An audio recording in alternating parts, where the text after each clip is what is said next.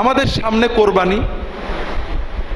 কোরবানি হজের একটা অংশ। আমরা যারা হজে যাব না তাদের জন্য হজের এই অংশটা কোরবানির মাধ্যমে আল্লাহ তাআলা আমাদের পরে দিয়েছেন। আল্লাহ কোরআন কারীমে বলেছেন, লা ইয়ানালাল্লাহু লুহুমুহা ওয়ালা দিমাউহা ওয়ালাকিন ইয়ানালুহু তাকওয়া মিনকুম। আল্লাহ রক্তও নেন না, আল্লাহর কাছে গোশতও যায় না, শুধু আল্লাহ অন্তরের নিয়ত তাকওয়া দেখেন। কাজেই কোরবানির ক্ষেত্রে আমাদের নিয়ত, আল্লাহ তুমি হুকুম করেছো আমার আওলাদেরা খাবে, গরিবেরা খাবে, আত্মীয় স্বজন খাবে, আমি সওয়াব পাবো, এই চিন্তায় কোরবানি দিতে হবে।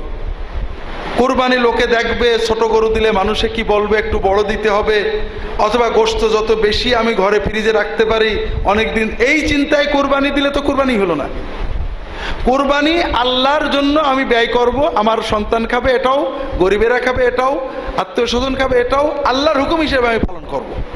কাজেই যারা ধনী, যারা নিয়মিত আপনারা গোশত কিনে খেতে পারেন, তারা 3 ভাগ না বেশি দেওয়ার চেষ্টা করবেন দরিদ্রদের। এখানে 3 ভাগ করতে হবে এটা জরুরি না, বরং আপনি যত বেশি পারেন দেওয়ার চেষ্টা করবেন। আবার যারা দরিদ্র, সন্তানেরও খাওয়াতে পারে না, তারা কিছু রাখবেন, কিছু খাওয়াবেন সুবিধা মতো। চেষ্টা থাকবে মানুষকে দেওয়া, ভালো করে দেওয়া, জান ভরে দেওয়া, মানুষ যেন খেতে পারে, আল্লাহ যেন খুশি হন, এদিকে খেয়াল রাখতে হবে। ভাগে কোরবানি করতে হয় আমরা বাধ্য হয়ে, অনেকে পারেন না একসাথে, আল্লাহ রাসূল সাল্লাল্লাহু আলাইহি ওয়াসাল্লাম বিধান দিয়েছেন। এক্ষেত্রে 2টো ভুল, 2টো সমস্যা। একটা হলো আমাদের দেশের কোন কোন আলেম বলেছেন ভাগে কোরবানি হবে না, কথাটা তারা ঠিক বলেননি, খুবই ভুল বলেছেন। সৌদি আরবের আলেমরা এই মশলা শুনলে হাসে যে পেয়েছে কোথায় এগুলো। রাসূলুল্লাহ সাল্লাল্লাহু আলাইহি ওয়াসাল্লাম 7 জনে ভাগে কোরবানি দেওয়ার অনুমতি দিয়েছেন, সহিহ হাদিস। এখন তারা বলেন যে উনি যেহেতু সফরের ভিতরে কোরবানি দিয়েছেন, ভাগে অনুমতিটা সফরে দিয়েছেন, কাজেই নিজের বাড়িতে থাকা অবস্থায় হবে না। এটা কোরআন এবং সুন্নাহর মূলনীতিতে ভুল। রাসূলুল্লাহ সাল্লাল্লাহু আলাইহি ওয়াসাল্লাম যদি কোনো অনুমতি দেন আর দেওয়ার সময় ফিক্স না করে দেন, বলেন যদি যে হ্যাঁ সফরে অন্য সময় না, তাহলে ভিন্ন। আর উনি যদি কিছু না বলে দেন তাহলে সবার জন্য ওটা উন্মুক্ত হয়ে যায়। এজন্য ভাগে কোরবানি দেওয়ার ব্যাপারটা সহিহ হাদিসে আসছে, এবং বাড়িতে সফরে মুকিম অবস্থায় সকল অবস্থায় কুরবানি ভাগে দেওয়ার বৈধতার ব্যাপারে শাফেঈ, হাম্বলি, মালিকি, হানাফি ফুকাহাদের ইজমা আছে।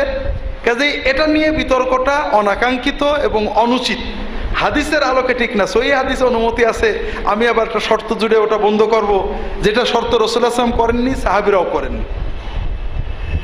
আর একটা ভুল আমরা করি, ভাগের নামে মুত্তাকি লোকেদের সাথে ভাগ না করে যে কোনো লোকের সাথে ভাগ নিই।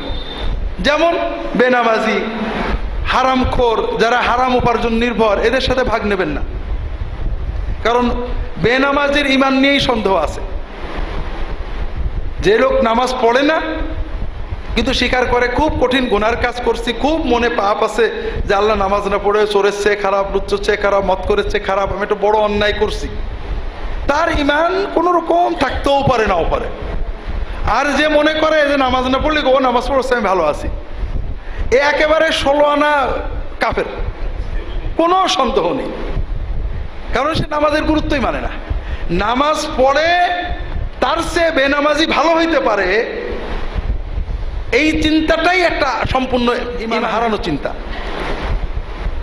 একজন মানুষের ভালো মন্দ হওয়ার একজন লোক মা বাবার সেবা করে, মানুষের উপকার করে, সত্য কথা বলে, এগুলো ভালো কাজ। কিন্তু লোকটা আমাদের নবীজিকে গালি দেয়, আল্লাহর তাওহীদ মানে না, আপনি কে কে ভালো বলবেন? কারণ মা বাবার খেদমত করা, সত্য কথা বলা মানুষের খুব ভালো কাজ। সর্ব অবস্থায় কোরবানি বেনামাজির সাথে কোনো অবস্থায় ভাগে নেবেন না। বেনামাজি কোরবানি দেয়, এর নমুনা হলো ন্যাংটো লোক পাগড়ি পরে, কোনো পার্থক্য নেই। কুরবানি দেয়া সুন্নত অথবা ওয়াজিব, ঠিক না? আর নামাজ পড়া ফরজ। কুরবানি আজীবন না দিলে কুফরি হবে, কোনো হাদিসে নেই। কিন্তু নামাজ এক ওয়াক্ত নষ্ট করলে কাফের হবে, এরকম অনেক হাদিস আছে। অন্তত নামাজের গুরুত্ব অস্বীকার করলে যে কাফের হবে, এটা ইজমাই মাসালা, সবাই একমত। তো এই জন্য যারা নামাজ পড়েন না, নিয়মিতই পড়েন না, তাদের সাথে কখনোই কোরবানি করবেন না। এখন আমাকে একজন ফোন করেছেন নাটোর থেকে, যে হুজুর আলহামদুলিল্লাহ আমাদের গ্রামের অধিকাংশ মানুষই নামাজ পড়ে, বেনামাজি খুবই কম, তারপরও অনেক মানুষ আছে বেনামাজি। এখন আমরা যদি বলি যে বেনামাজির সাথে কোরবানি করব না, তারা ওলা বলে তাহলে হুজুর আমরা বেনামাজি কিছু কোরবানি করি। কারণ এখন যদি আমরা নামাজ শুরু করি তখন লোকেরা বলবে কোরবানির আশায় নামাজ পড়ছে। তাই বললাম না, সুদখোরের তওবা চেক করতে হয়। সুদ বলে আমি তবে আর সুদ খাবো না, 1 বছর দেখতে হয় যে আসলে সুদ বন্ধ করেছে কিনা, তা নাহলে তার বাড়ি খাওয়া যাবে না, তার সাথে কোরবানির ভাগ নেওয়া যাবে না, তার সাথে লেনদেন চলবে না। কিন্তু বেনামাজি তা না, বেনামাজি আজকে তওবা করেছে, নামাজ শুরু করেছে, আলহামদুলিল্লাহ, তার তো অন্য অপরাধ নেই। এই জন্য বেনামাজি তওবা করে নামাজ ধরে তার সাথে কোরবানি করবেন। তাকে কখনো খোটা দেবেন না যে কোরবানির জন্য নামাজ শুরু করেছো, এটা দিলে গুনাহ হবে। বেনামাজিদেরকে আলাদা কমিউনিটি বানানো আমাদের উদ্দেশ্য না, বেনামাজিদেরকে নামাজমুখী বানানো আমাদের উদ্দেশ্য।